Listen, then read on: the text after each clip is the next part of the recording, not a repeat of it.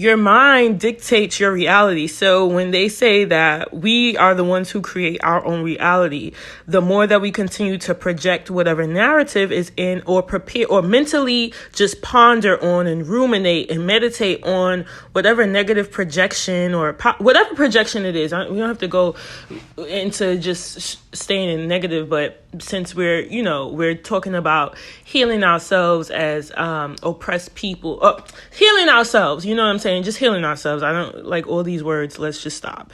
Okay, so the labels create the narrative. So then I'm no, I am not. I am a liberated person. I'm liberated. I am free. So it's about the narrative. It's about the story that you're telling your mind to prepare for, because the story that you're telling yourself is what then your subconscious mind goes into, okay, this is what we need to prepare for, and this is how we're going to therefore begin to navigate through this world, and this is how I will begin to perceive this world, and this is how I begin to operate in this world. And then that's the magnetism of, like, as a man thinketh in his heart, so is he. Because as you think in your mind, so are you in this world, because as you think in your mind is how you will perceive the world. That's how you will see the world. Therefore, you begin to continue to receive experiences that mimic precisely mimic the narrative that you're creating within your mind. So I am currently listening to this Joe Dispenza piece on just talking about how to heal yourself, through the mind and things like that. And so much revelation knowledge is just coming as I'm listening to this. So of course I'm sharing this with you guys, because as a healer, I am called to heal the masses, or heal. This is what I'm supposed to be doing. So let's translate the information. Let's do this. Let's do that. So a lot of times in our communities, we talk about a lot about, this runs in my family, this dis-ease runs in my family, this runs in my family, this, that, and the third. And we talk about all the illnesses. And that's another thing too. Niggas be sitting there chat talking about, I got this wrong with me and that wrong with me and that, and everything. And all we do is talk about what the hell is wrong with us. And it's just like, child, oh my God. And so we just came into, we started off talking about how the narrative that we create within our mind, then, as a man thinketh in his heart, so is he. So if we're continuously, just ruminating on all the things that are negatively wrong with us, or whatever is happening to our body, that is just like, that's creating more of that dis-ease, more of that dysfunction within our mindset and within our body. So one of the things that are talked about in in this piece that I'm listening to, I just got this understanding of, like, our genetic makeup, and how, our genes are already, we come with genes. So it's up to us. Our lived experience pretty much programs our genes. So it programs what genes will be unlocked or which genes will remain dormant. So a lot of times we have a lot of traumatic experiences within our family bloodlines, right?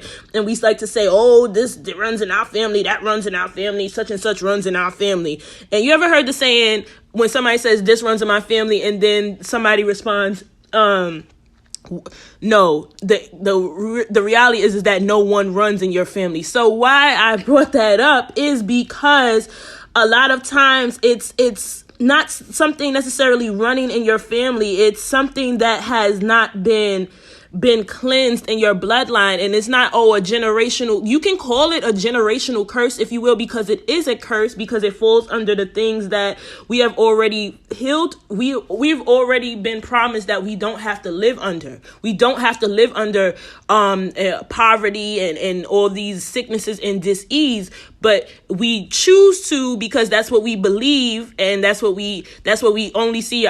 We only pay more attention to our natural reality as opposed to the reality that we create, or opposed to the truth that we are indeed able to create our own reality. So what I'm saying with this whole cleansing of the bloodline and the quote unquote generational curse thing is that what happens is that there's the certain genetic makeup within our bodies, within our family bloodlines that just have remained dormant due to traumatic experiences. So you ever also like sometimes it's like, oh, my mother was beat and cheated on, and then her mother was beat and cheated on, and her, and so on and so forth. And you go down the bloodline and everybody been beat and cheated on, and all types of stuff been happening. And it's like, okay, so what needs to change within the bloodline? Who needs to be the one that, there's always this, the one that's chosen to heal the bloodline. And I know that's a specific calling that has, there's a specific calling that was spoken over my life one time, that was prophesied over me before. And then I'm like, okay, what?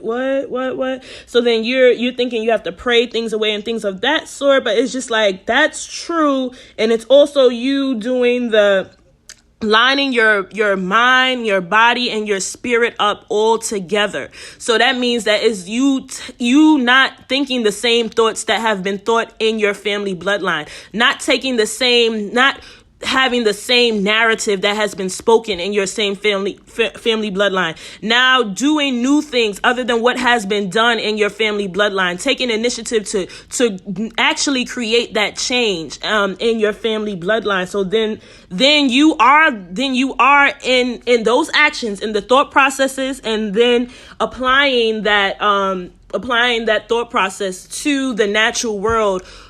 You are then changing and shifting, your bloodline. You're changing and shifting the genetic makeup of your bloodline, and therefore, turning the quote unquote curse into a blessing, if you will. So just having a certain understanding of how dis-ease is even created, because dis-ease comes from distress.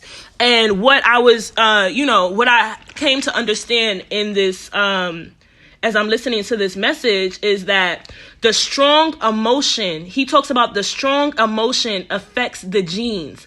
The strong emotion affects the genes within the body. So it's that strong emotion. And what is that strong emotion? The strong negative emotions creating dis-ease is distress. Because there are two types of stress, right? There's the eustress, which is the good stress, and then distress, which is the bad stress. So the strong emotion of anger, trauma, all these things, these strong emotions affect your genes, therefore creating dis-ease and dysfunction within your body. And and then you begin to replay the trauma over and over and over and over and over and over and over again. And then, okay, your mother has children and she is still replaying that trauma over and over and over again. So then therefore what she's giving you that trauma, you're internalizing her trauma, and then you're repeating it, and then so on and so forth until someone says, so let's just cut the shit here. If somebody needs to change, going back to, this runs in my family. No one runs in my family. So let me change up the dynamics here. Let me begin to start new behaviors, new thought processes, new mindsets and stuff like that, so that these same strong emotions, they won't attach to my genetic makeup, creating the same type of dis-ease and dysfunction that, the people before me in my bloodline had to go through. So I just wanted to share that. We'll talk more about it later, but I hope you got that. Bye.